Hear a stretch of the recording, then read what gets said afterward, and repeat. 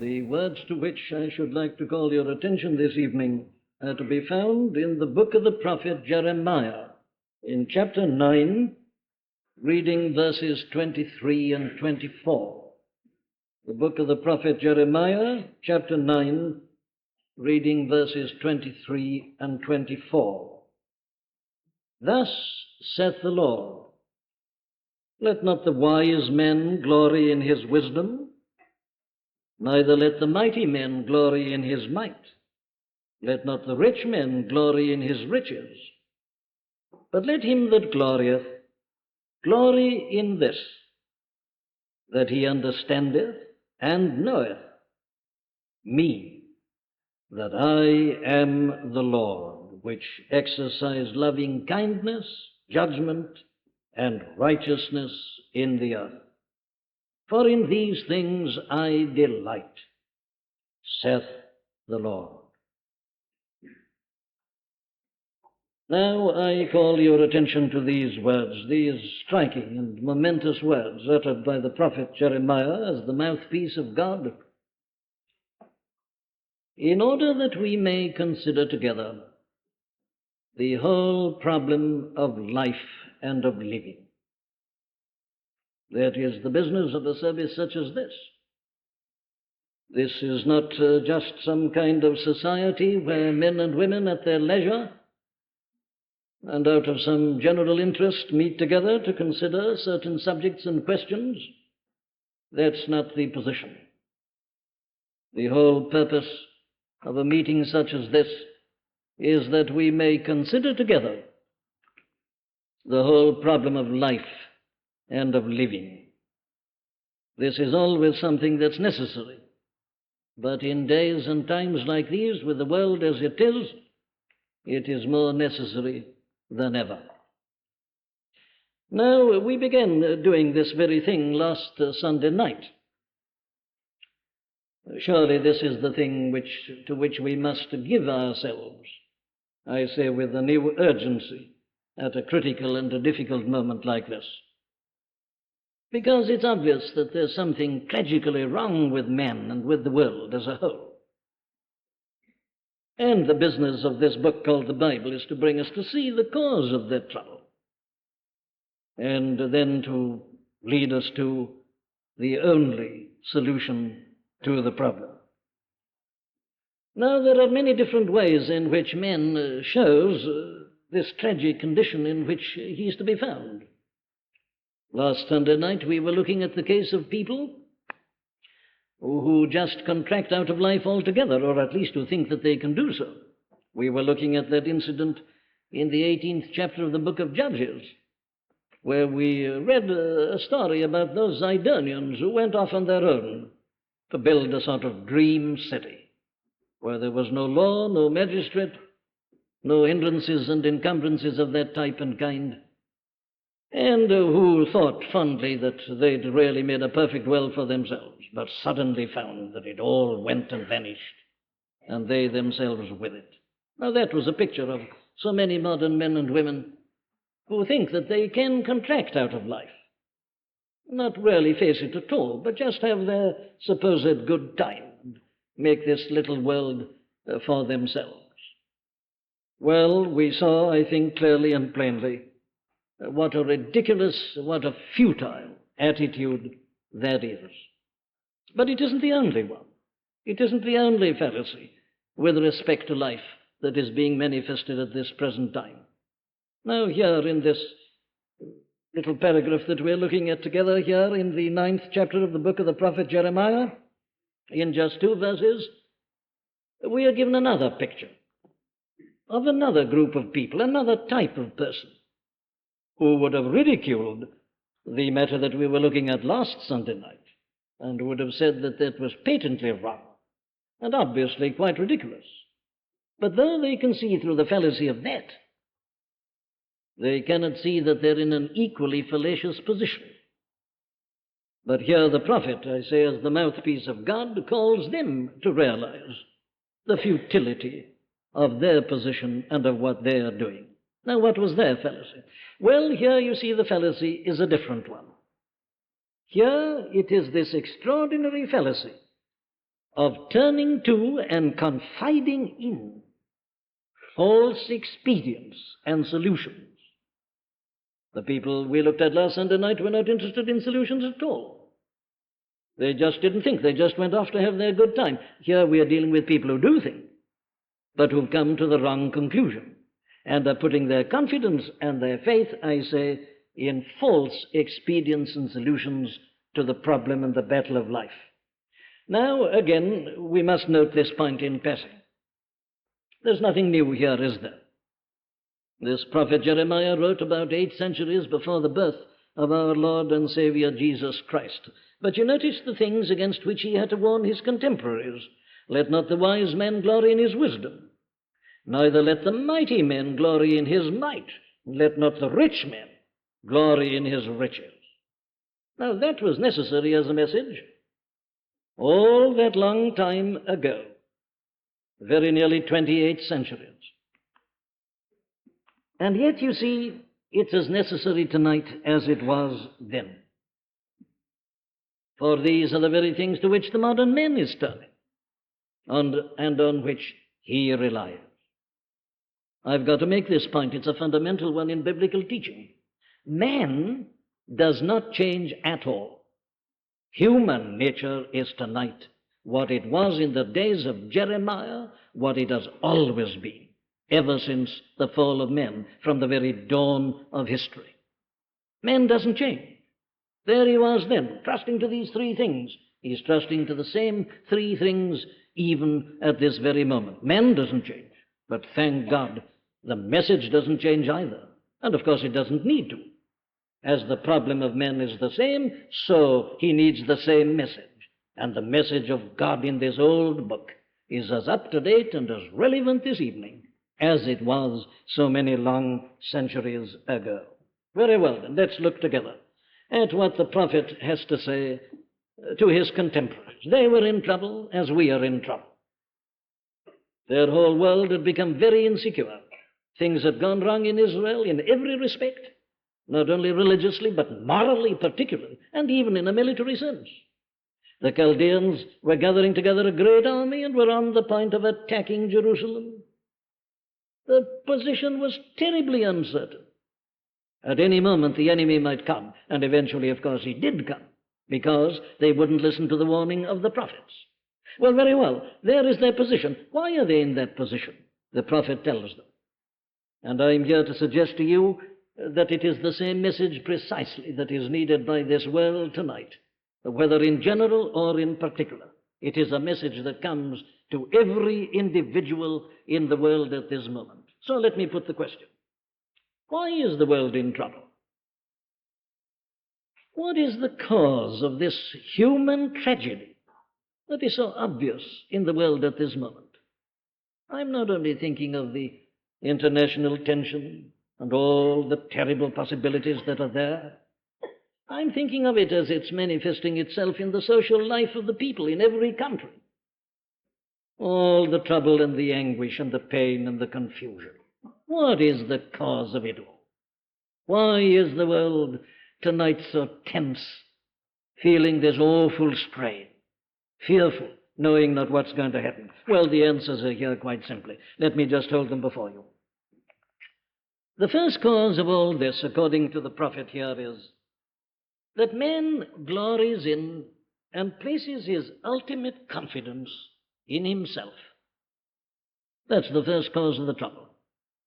That man glories in himself and puts his final confidence in himself and in his own powers. Now, you notice that Jeremiah says, let not the wise man glory in his wisdom. Yes, but you notice it is his wisdom. He's not so much glorying in the wisdom or in the might or in the riches as the fact that they're his, that they belong to him, that they're a part of him, that he possesses them. In other words, the radical trouble and the cause of all our ills is this fatal self-confidence of man. Man has always believed, since he went wrong and departed from God, that he could deal with the problems of life and of his world. He is quite confident that he needs no help. This is, according to the Bible, man's essential trouble. He feels that he is autonomous, doesn't need anything outside himself, doesn't need a God, doesn't need a lawgiver. He's autonomous. He is self-sufficient. And because he feels that he's autonomous and self-sufficient, he is always self-satisfied. In other words, he believes that by the exercise of his own powers and his own abilities, he can cope with the situation, he can deal with the problem, and he can solve it in a satisfactory manner. So he looks at himself, and he glories in himself, and he is proud of his powers. Now that's the word that the prophet uses. Let not the wise man glory in his wisdom. He does glory in it. He's proud of it, and this is typical of the modern man. Never has man been more proud of his own wisdom than he is at this present hour. He's arrived, he thinks. He's got knowledge. He's got learning. He's got understanding such as no previous generation has ever had. And he's proud of it. The modern man is tremendously proud of his own learning and wisdom and understanding. He glories in it and in his power and the way he's able to use and to handle power and in his riches and in his wealth. He glories in it. He looks at himself and these things that he possesses. And he boasts of it. He's proud of it. He glories in it. He exults in it. And, of course, he places a final confidence in it. Now, that, I say, is the essential cause of all men's troubles. It's a very subtle one. And it's a subtle one for this reason, that there is value in these things in which men glories. Well, where is the trouble then? Oh, the trouble is this, that man doesn't use them properly. He doesn't regard them in the right way. The trouble is that man, in his blindness as the result of sin, turns into absolutes what are really only relative. Or if you prefer it, he makes masters of what were meant to be servants. Now that's the trouble. Now let me show you what I mean. Take wisdom. Let not the wise man glory in his wisdom. Well, does that mean, says somebody, that there's anything wrong with wisdom? Is it a part of the preaching of the Christian faith to say that wisdom is no good? That a man has to commit intellectual suicide? That a man has to throw all his books overboard or burn them?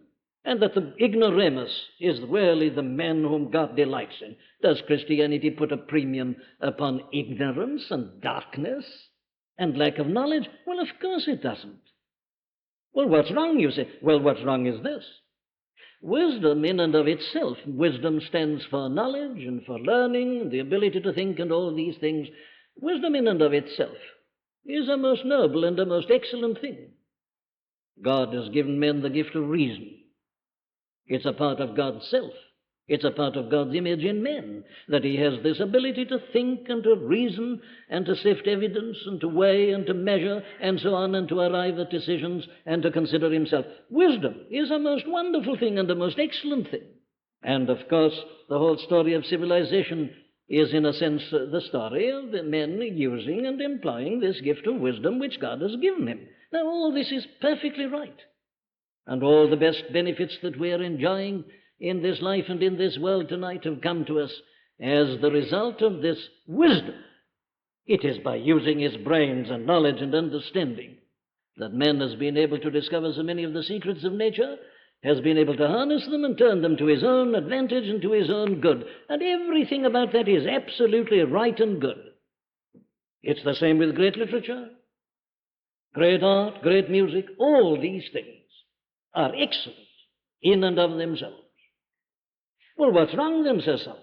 Well, you see, what's wrong is this, that instead of using wisdom in that way as our servant and as something that can give us many benefits and help us in so many ways, man has turned wisdom into a kind of God. He puts his faith in wisdom. He worships wisdom. He glories in wisdom. He says, my wisdom is enough. He's dominated by his own wisdom. He bows down before it. He glories in it. In other words, he has turned what was meant to be a servant into something that has become a master. It's exactly the same thing with this strength or this might to which he refers. There's no need to waste your time over this. It is because of this might and this power that man again has been able to do so many wonderful things. Here again is something that comes out in the great record of history, the mighty things that have been done. Well, it's all right. It's a God-given power and faculty. Well, what's wrong? Well, it's exactly the same thing once more, that man worships it, boasts of it. Nearly all the great empires that history has ever known have done this very thing. Having achieved a certain position, they begin to bow down to themselves and to worship themselves. There's a great illustration of it in the Old Testament, a man called Nebuchadnezzar. He thought he was a god. He began to worship his own might and power and wisdom. He was a very great man. But the moment he begins to worship it, he becomes a fool. Now, that's what man's doing. Let's be honest, this country has done it in the past. That's what they're doing the other side of the Iron Curtain tonight. The strong, they're holding up their mailed fist. They're threatening. That's worshipping might and power. And it's done by men in almost every realm and department of life. Individuals do it. They use their power. Power's a good thing, but once you let it become a master, it's a terrible thing. It's like fire. Fire is a good servant, but a bad master. Look what you can do with fire. Heat your house, warm your hands, cook your meals. Fire is an excellent servant. But you let your house get on fire, and fire becomes master. And it always leads to catastrophe and devastation. And it's exactly like that with all might and power that is given to men and that is known of men. Most of the troubles in the world tonight are due to this. You see, there was a time when all the power was in the hands of the masters, and the men had no power and they groveled, and it was tyranny, it was unfair. But we're beginning to witness the exact opposite today, direct action. Forcing governments and countries to do certain things. Why? Well, because they've got the whip hand, as they think. Whenever power becomes the master, it is quite wrong. And to glory in power, and to rely upon your power, and to think there's nothing like you have power, it always leads to calamity. And exactly, of course, the same is true of riches. Money is a very useful commodity. And you can do many things with money and with wealth and with riches. There's nothing wrong in the thing itself. But it becomes wrong when men begin to worship it, when they begin to rely upon it, when they begin to think that there's nothing it cannot do. Money is power. And a man feels that because he's got this wealth, there's nothing he cannot do. He glories in it, he boasts of it, places his final confidence in it. That's the thing that is denounced. And that is how I say, you see the subtlety of all this. That man has turned the servants into masters, or has allowed the servants to become masters, and they dominate him and they control him. And here he is fondly imagining that all is well. He says, there are troubles, what's it matter? My wisdom.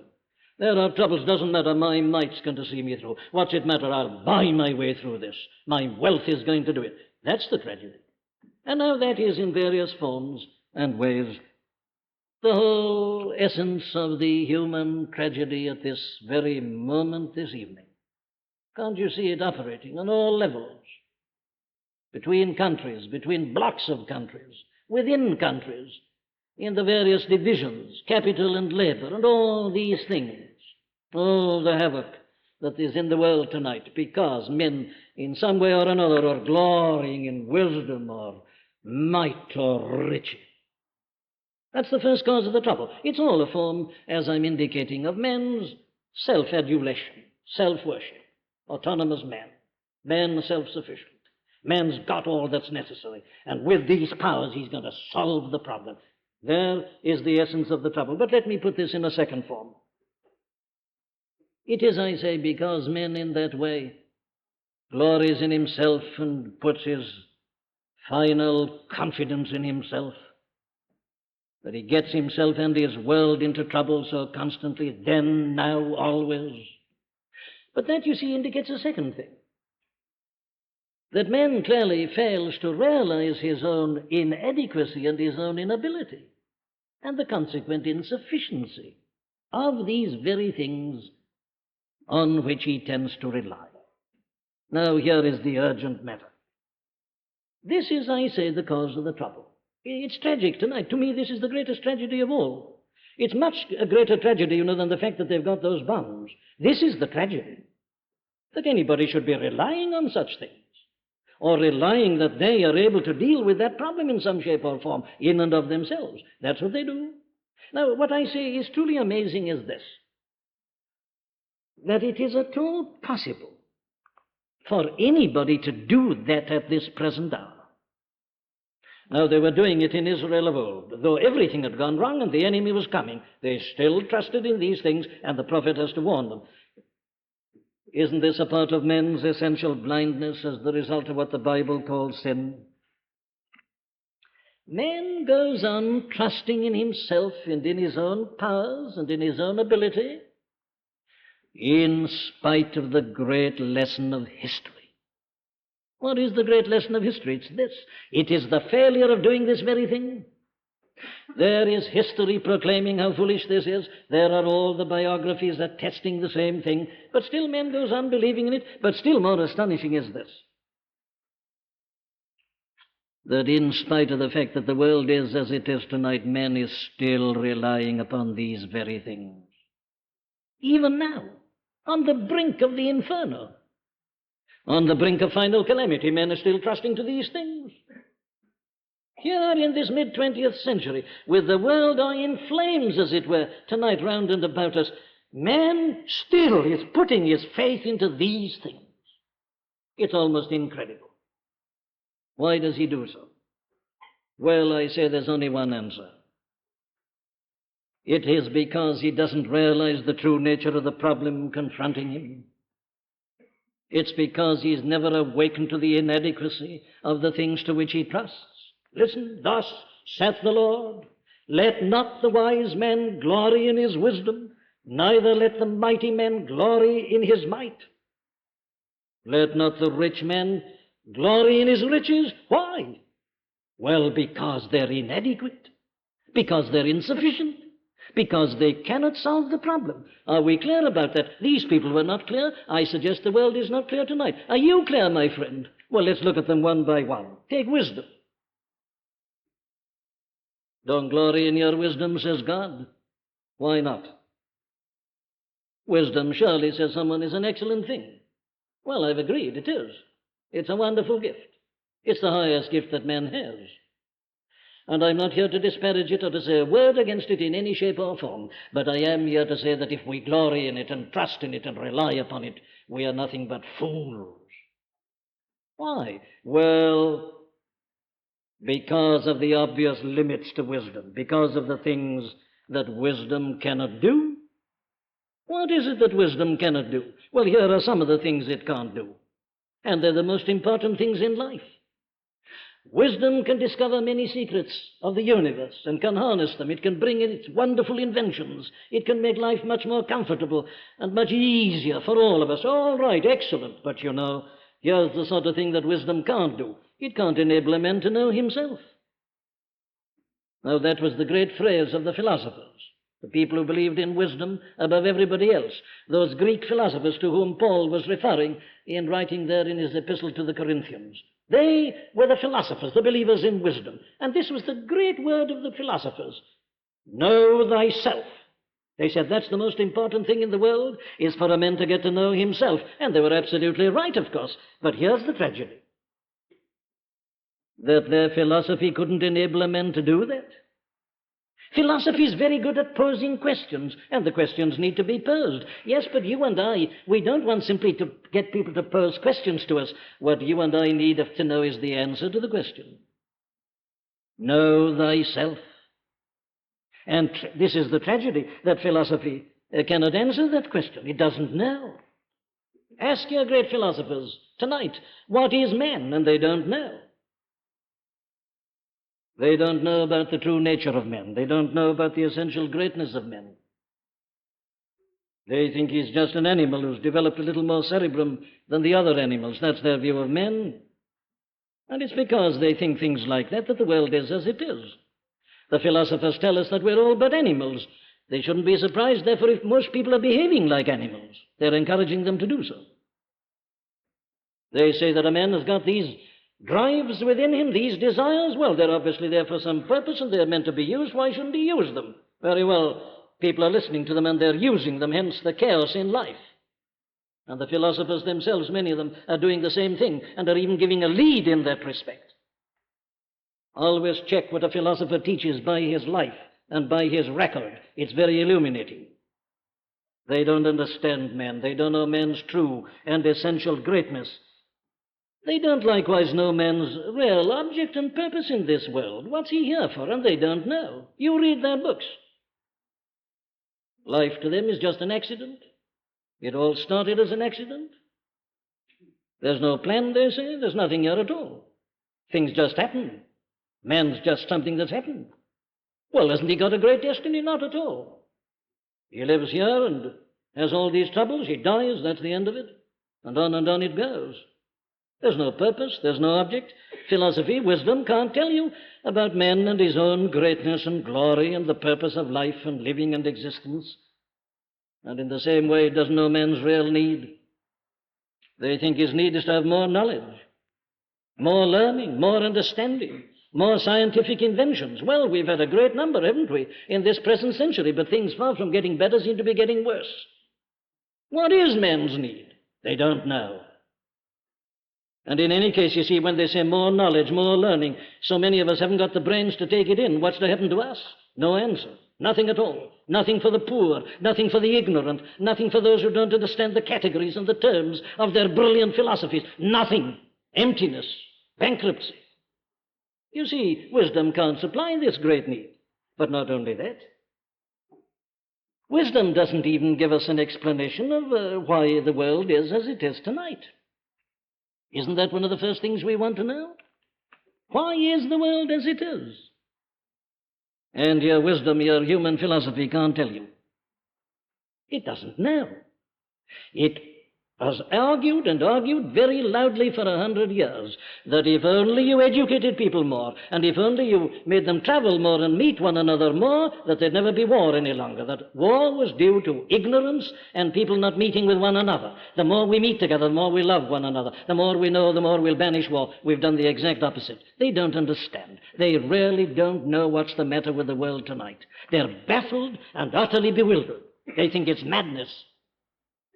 So wisdom fails there again. Not only that, you see, wisdom doesn't help us at all in this whole problem of personal living, personal daily life. What are the problems? Well, my friend, your main problems in this world and mine are these: how to live a clean, a pure, an honest, and an upright life. How to resist temptation and evil. How to maintain a certain chastity with which you were born. These are the problems. And here wisdom doesn't help you at all. The Apostle Paul has said the final word about this in the 7th chapter of his great epistle to the Romans. With my mind, he says, I delight in the law of God. But I find another law in my members, warring against the law of my mind. Yes, I know what I ought to do, and I even want to do it, but I can't do it.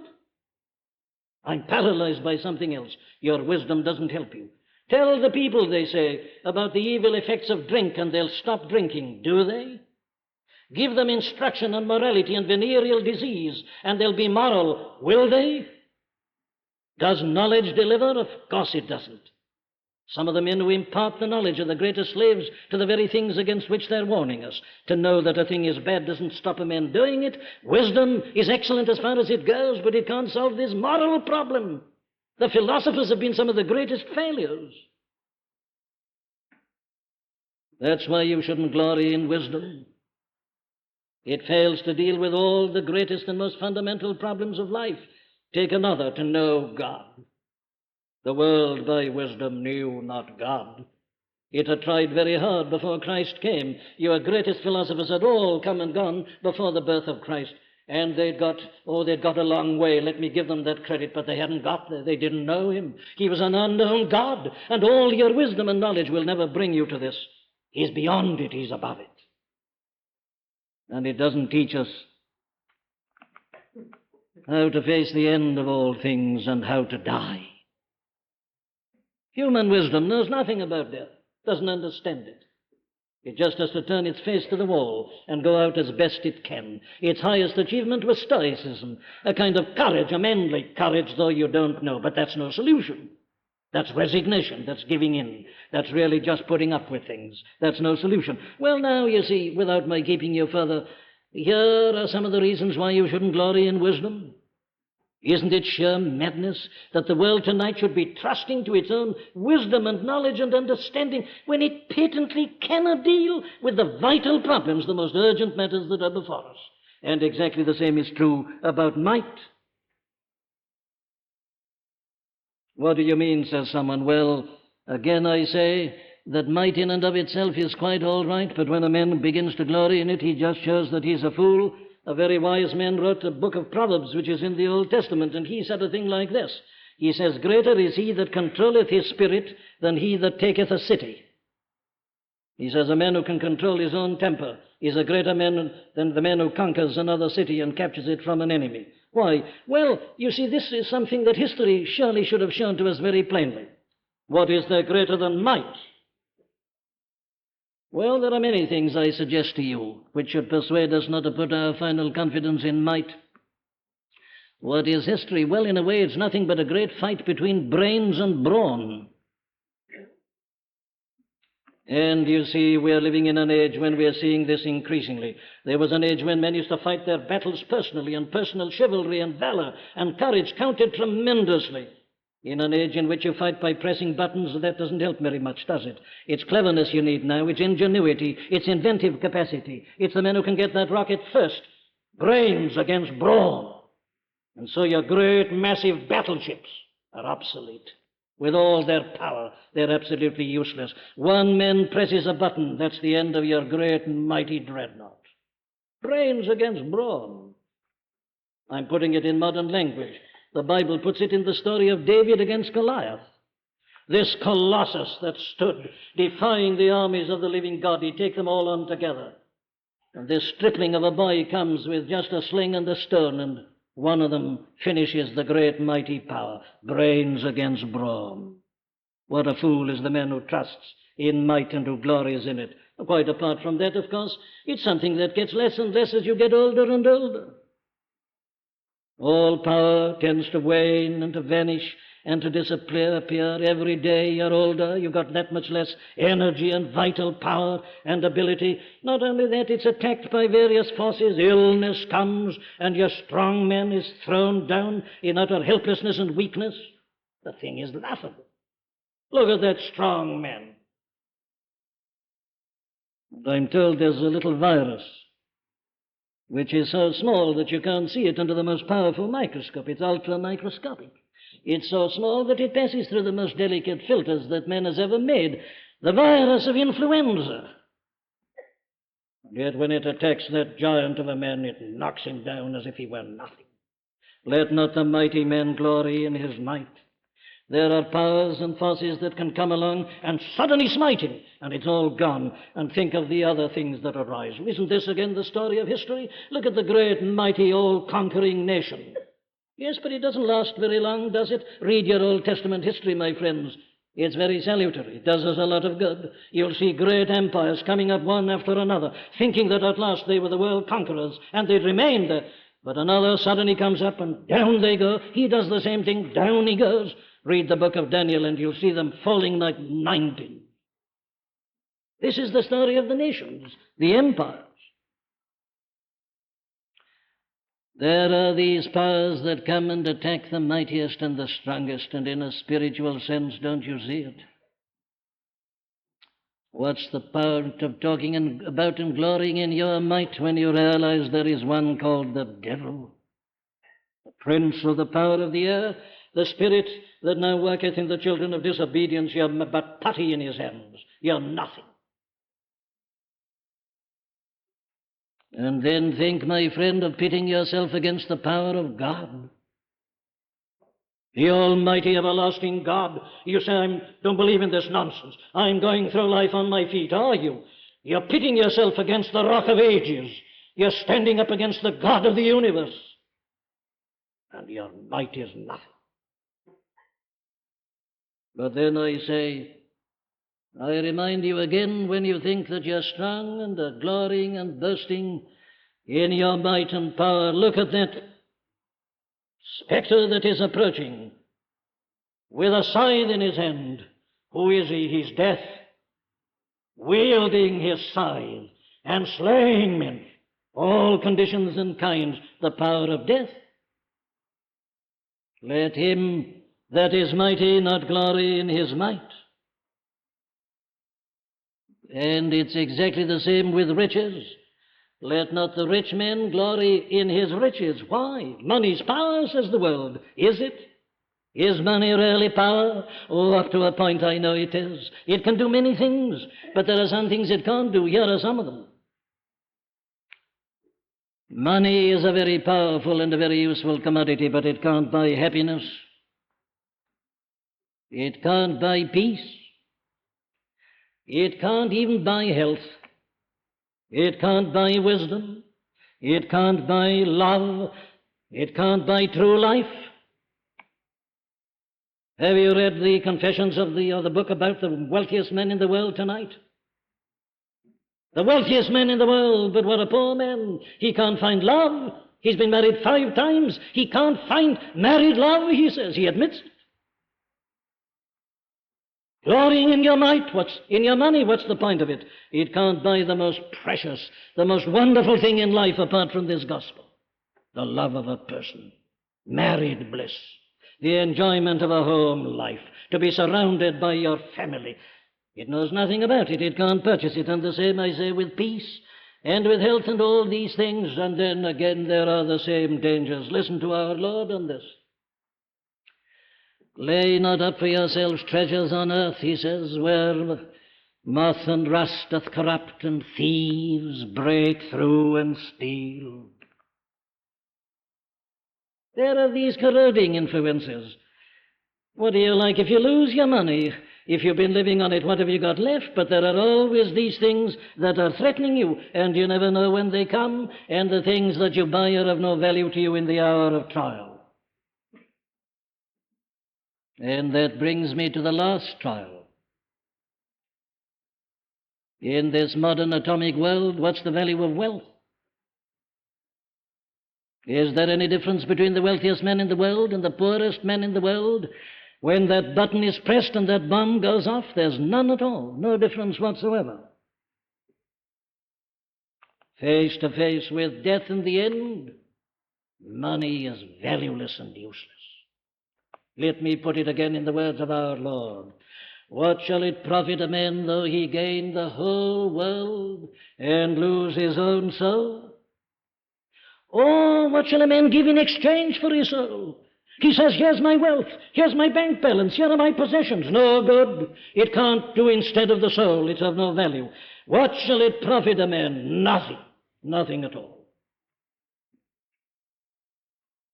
Here then, I say, is man's second manifestation of his tragic folly. That he doesn't realize the nature of his problem. He's relying on things that are totally inadequate to help him at that point. His self-confidence is utterly misplaced. His reliance upon his faculties is something that is nothing but sheer folly and tragic folly. They're inadequate to meet the greatest needs.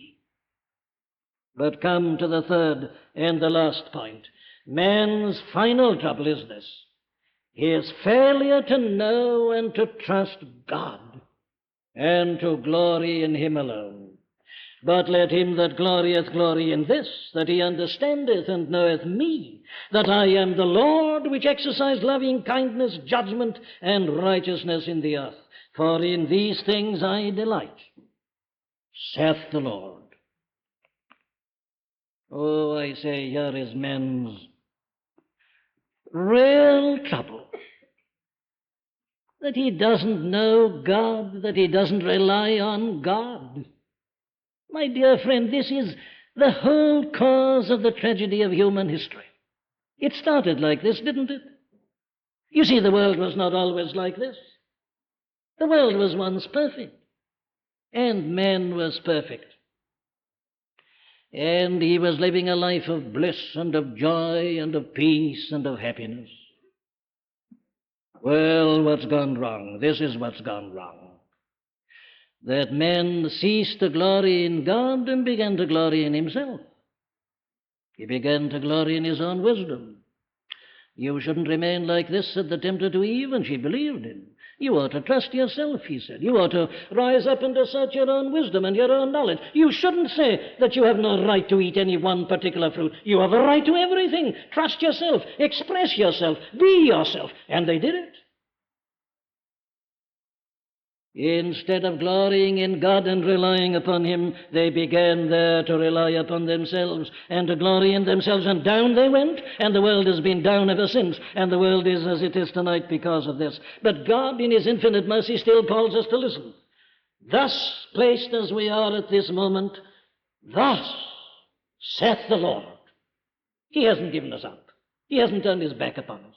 He's still pleading with us. Listen, he says, listen. Don't trust in your wisdom. Don't trust in your might. Don't trust in your riches.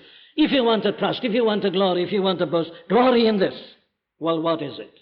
Well, the first thing is that he understandeth me. If you want something to glory in, says the Lord God himself, it is this.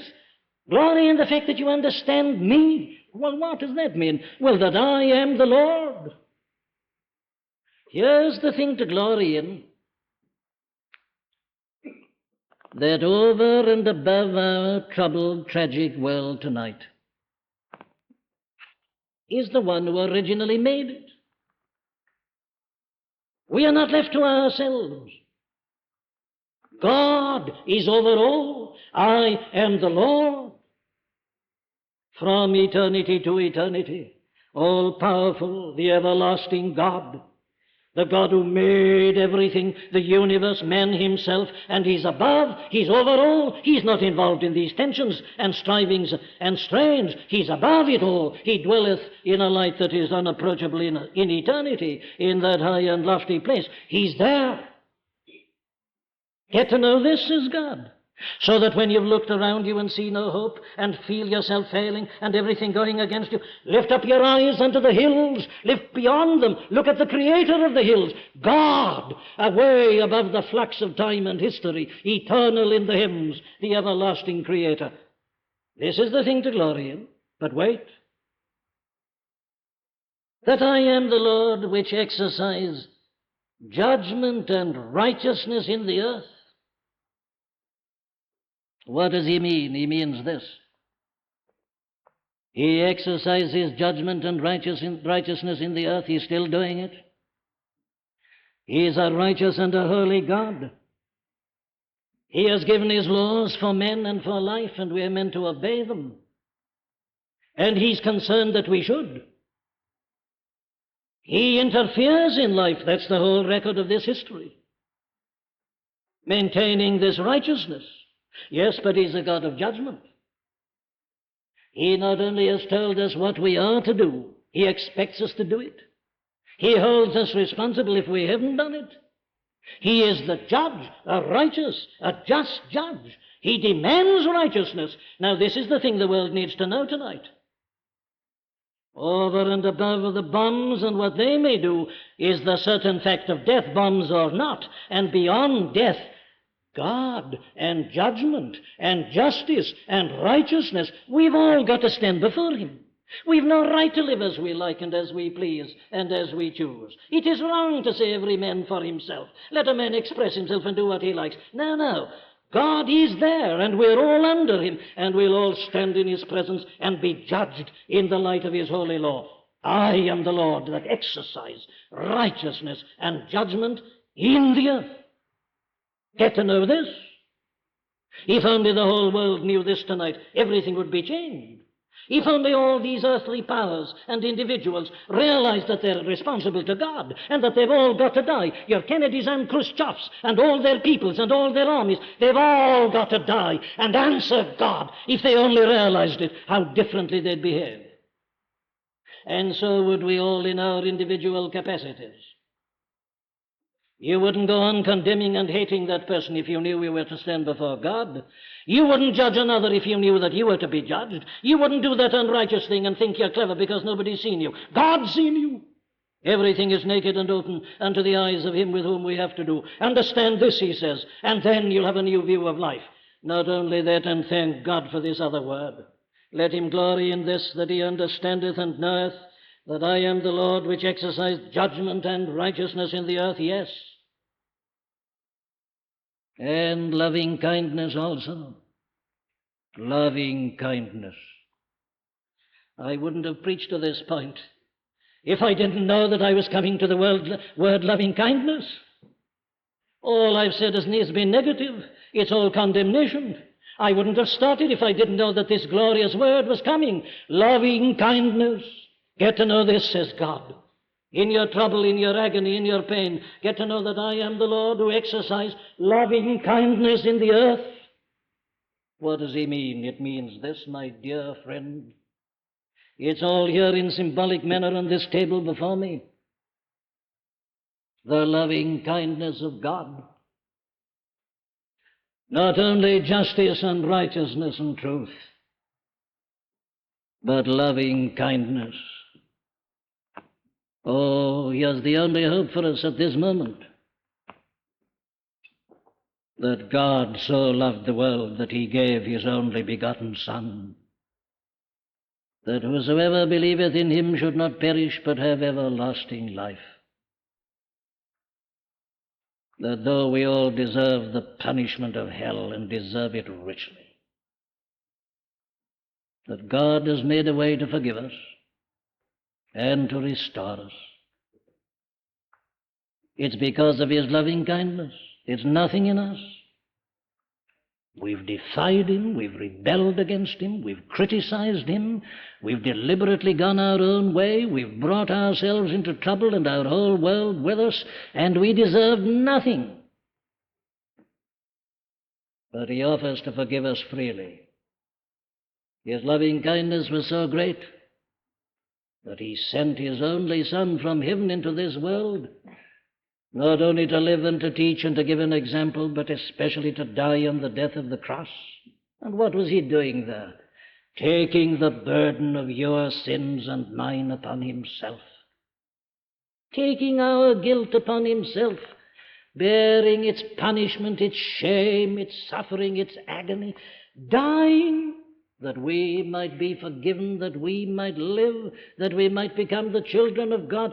God's loving kindness. God so loved, that's it. It's the only hope. This is the thing to glory in. My wisdom can't save me. I'm involved in the world. Death is coming. I know not when. I can do nothing. My wisdom doesn't save me. My might doesn't save me. My money doesn't save me. I can do nothing. I'm guilty before God. What can I do? Well, here's the thing. This is the thing to glory in. In the cross of Christ I glory, towering o'er the wrecks of time.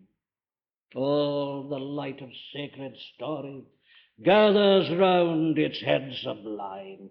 God forbid that I should glory, says Paul, save in the cross of the Lord Jesus Christ, by which the world has been crucified unto me, and I unto the world. The loving kindness of God. You needn't be lost. You needn't go to that condemnation, that perishing.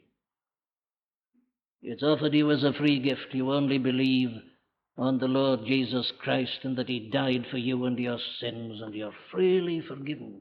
My dear friend, this is the thing to glory in. Well, now he says you must understand these things. This is the thing to glory in, that you understand all that. That you see your position, you see what's coming, but you see what God's done. That you not only understand it, he says you must know it. Let him that glorieth glory in this, that he understandeth and knoweth me. Now, this word knoweth is very important.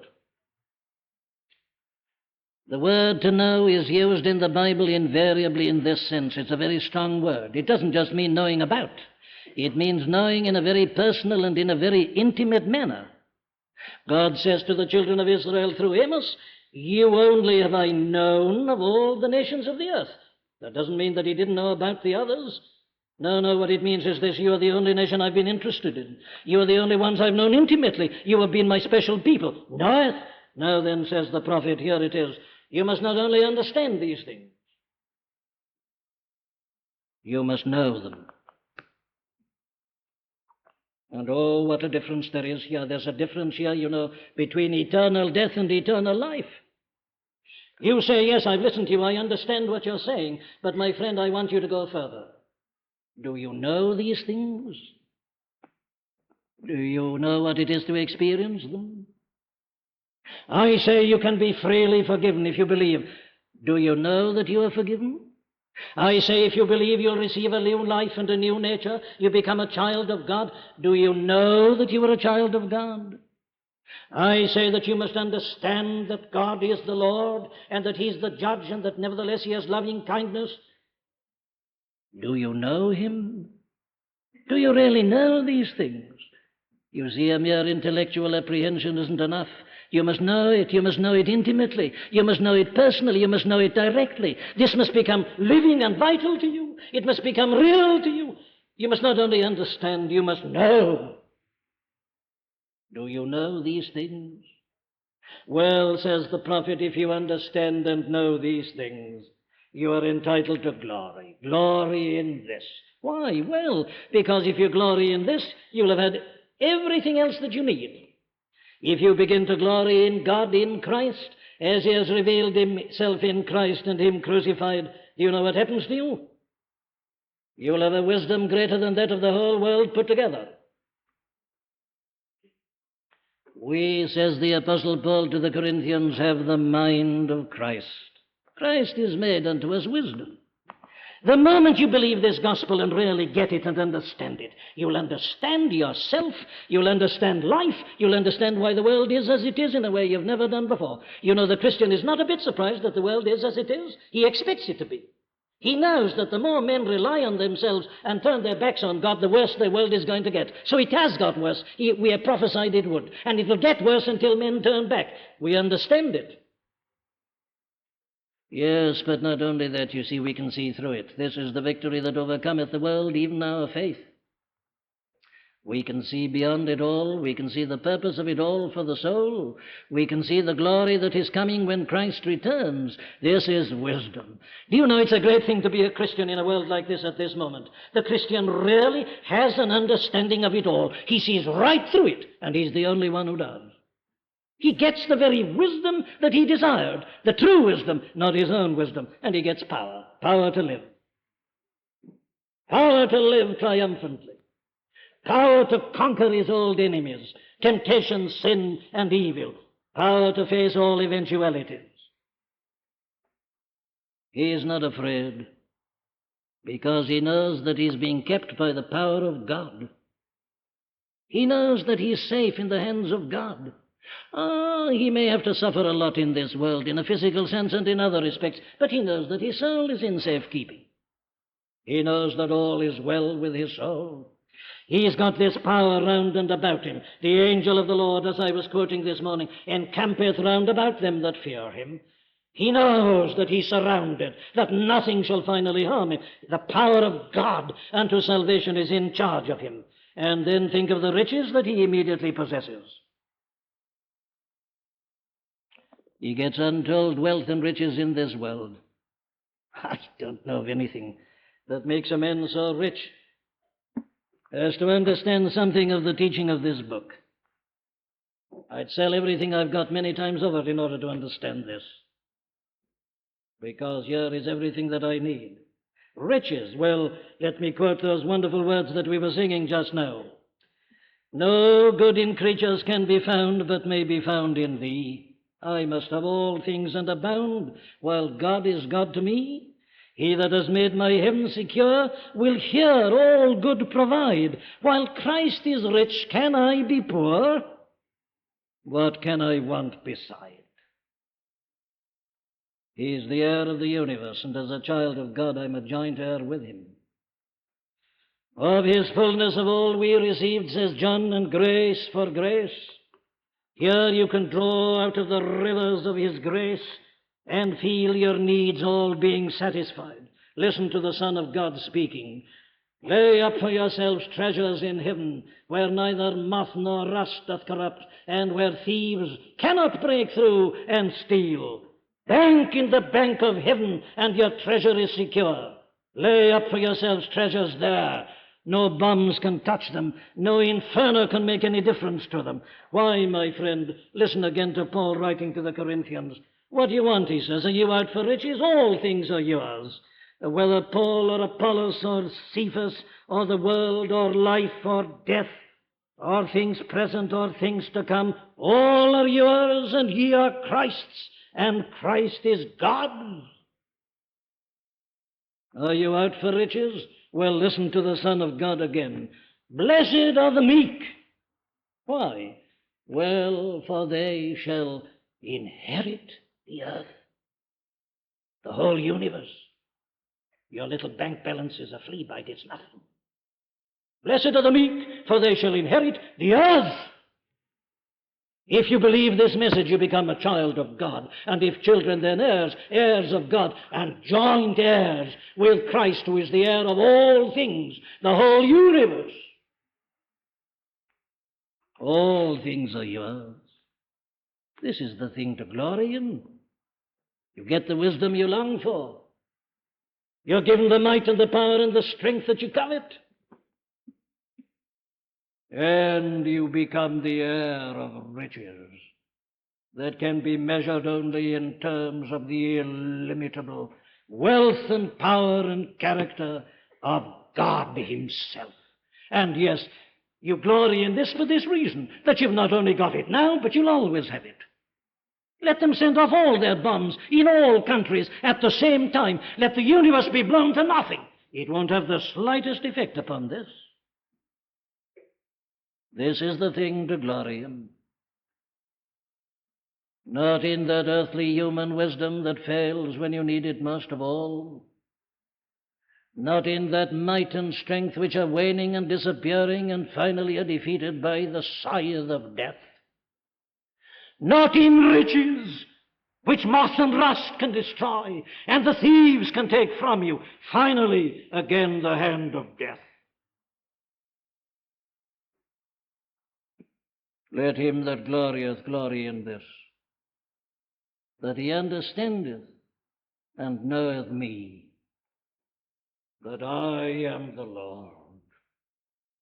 Lord of the universe. If you're in His hands, come what may, you're everlastingly and eternally safe. You can face life, you can face death, you can face all things, quietly, calmly, triumphantly, and confidently. You say, if God be for us, who can be against us? Amen.